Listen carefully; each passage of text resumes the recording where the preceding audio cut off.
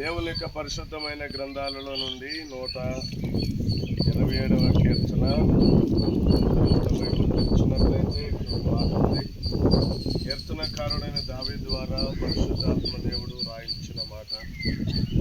127వ కీర్తన మొదటి వచనాన్ని చదువుకుందాం. మన మధ్యలో ఉన్న సహోదరి రాజక్క గారు చదువుతాం.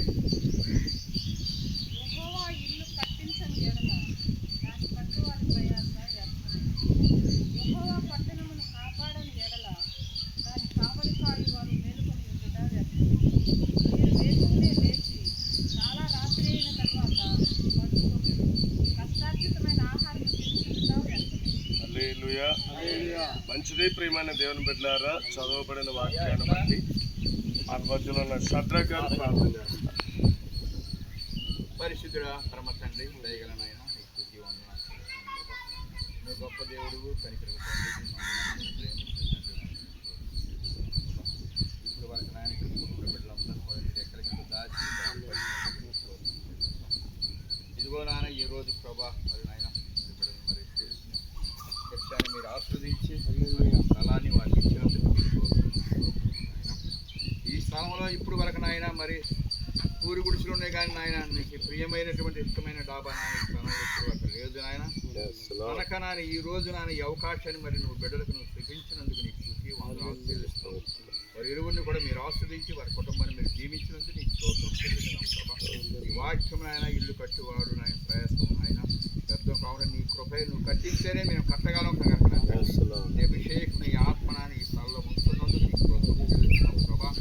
అయా వందనాలు ప్రభా. ఏమైతే నాయన నీ దైవదాసు నాయన ఇక్కడ ప్రార్థిస్తున్నాడో, ఏ ఇటుక సిమెంట్ ఏమైతే కంకరం మోపుతున్నారో అది గట్టిగా పడి నాయన మంచి స్ట్రాంగ్ గా నిలబడేటట్టుగా ఈ బిల్డింగ్ మీరు ఆస్వాదించుకోతున్నారు. ఈ బిల్డింగ్ లో తరతరాలు జీవించేటట్టుగా నీ అభిషేకం ఈ స్థలం మీద, ఈ బిడ్డల మీద, ఈ యొక్క ఆవరణంతా కూడా నీ కృప నీ కాపుదల ఉంచమని ప్రభా నీ స్తోత్రం చెల్లిస్తున్నాం ప్రభా. ఇప్పుడు నాయన ఇంతకు ఎన్నాళ్ళ నుంచి నాయన కోరిక నాయన హృదయ వాంఛను తీర్చే మహాగణు నాయన ఈ రోజు నాయన తృప్తిగల మనసుని, ఆనందాన్ని, సంతోషాన్ని, సమాధానాన్ని నాయన మీరు ఈ కుటుంబానికి మీరు దయచేసినందుకు నీ స్తోత్రం.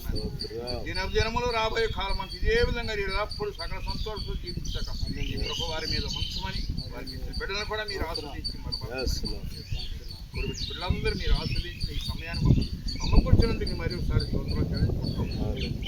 ఇక జరగబోయే కార్యం కూడా నన్ను ఈ హస్తాలతో జరిపించమని మనం చేసుకుంటాం.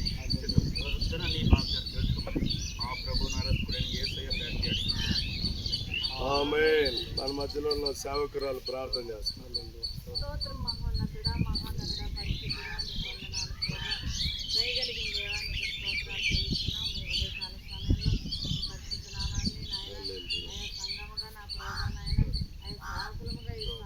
స్తోత్రం. ప్రేమించిన కుటుంబాన్ని